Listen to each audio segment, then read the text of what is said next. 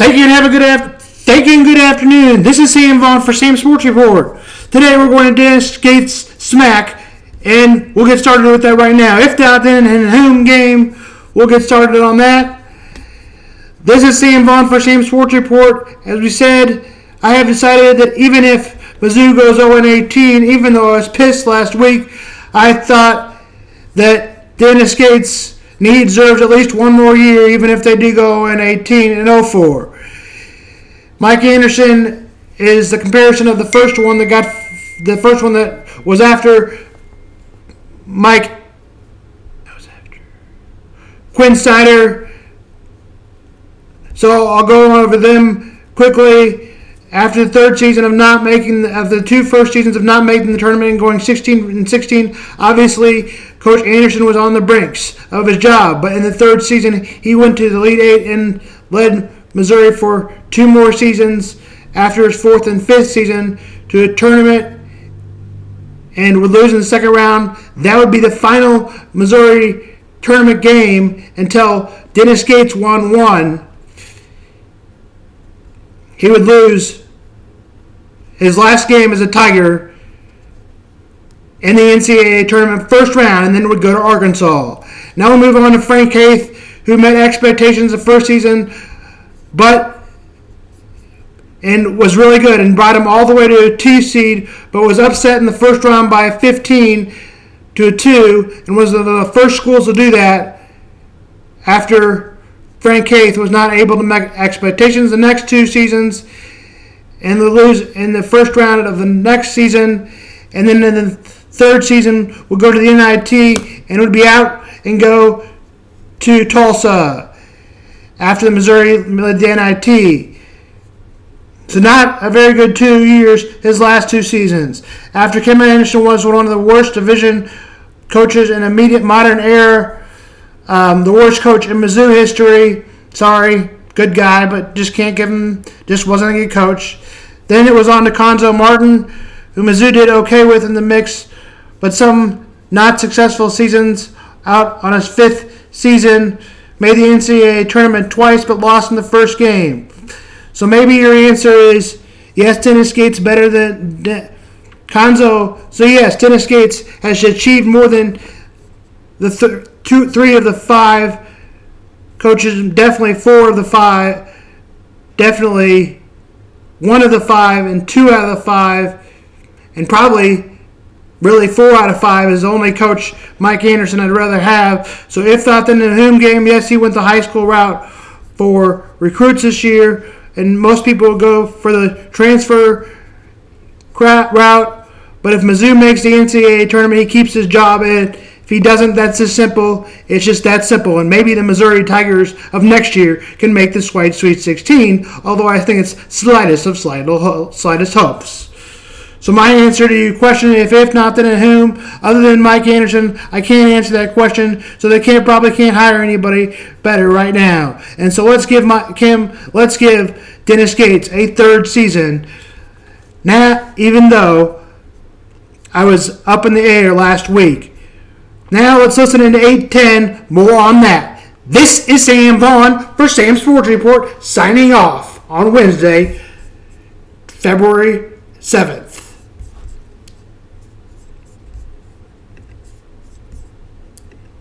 Mark, is there no number?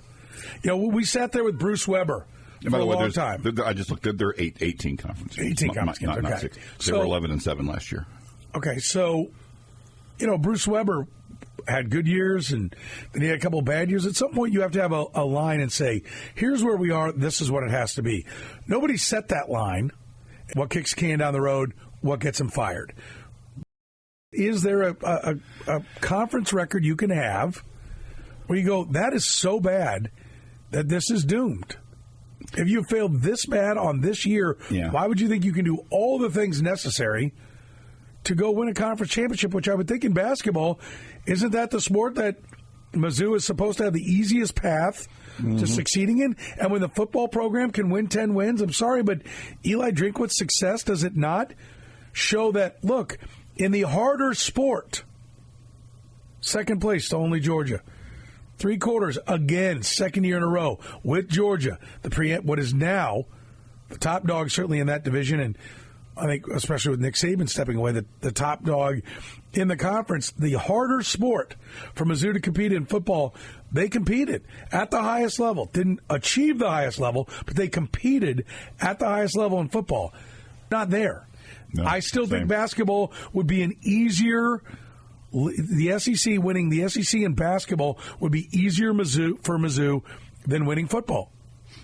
For a number of reasons. Depth of talent, and so we agree. To me, it's easier to rebuild a 12-man basketball team than it is a 75-man football team. Yes. Are you in agreement? Oh, yeah. All right, so we're all in agreement.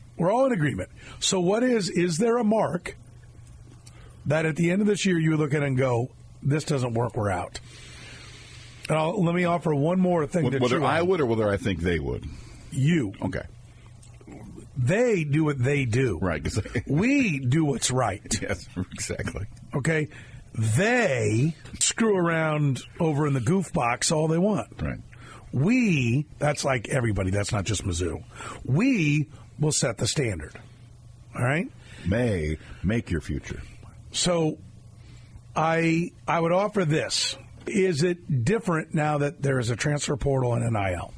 Because, yes, there is a record that maybe in the past you would say, that's so bad, you got to go.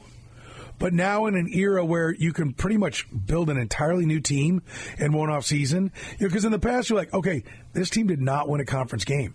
We're 3 years away from being above 500 because we got to recruit all new kids. We got to run off kids. We got to get seasoning for those kids. We got to bring them together. Now you can bring in 10 seniors and be a competitive team. So does that change?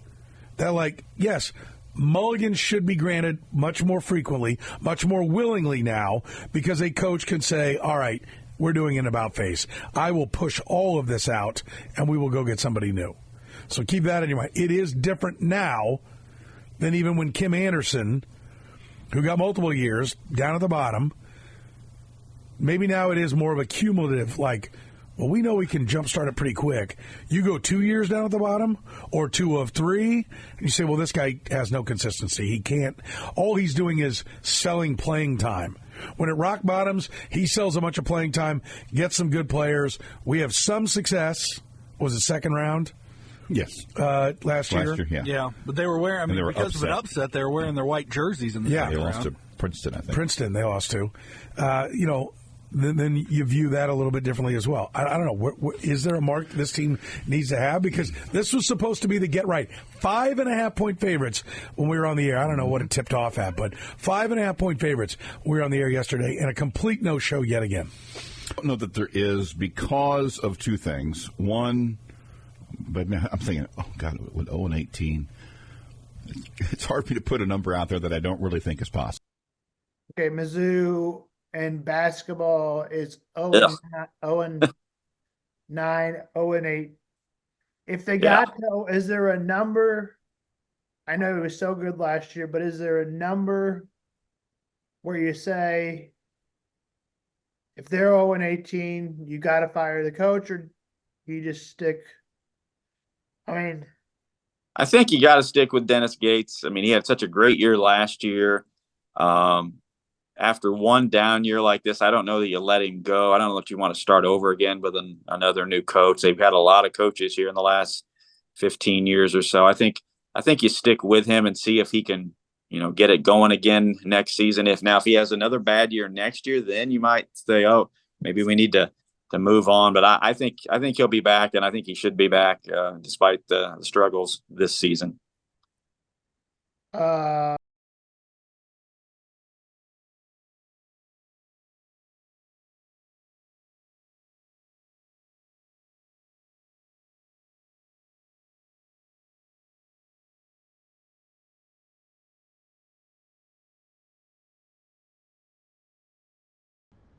Now on to sports. This is Sam Vaughan for Sam Sports Report.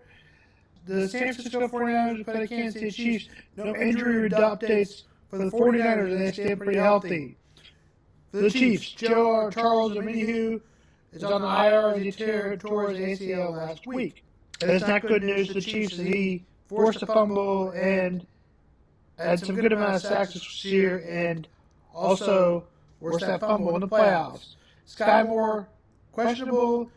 Joe Tooney, questionable. But all likely signs point that he won't play, but it says he's going to give it his best shot. And Jared McKinnon, also a long shot on the IR, but could be activated. That's also new rumors about Andy Reid retiring. We're not talking about that until if he does say he's retiring. This is Sam Vaughan for Sam Sports Report.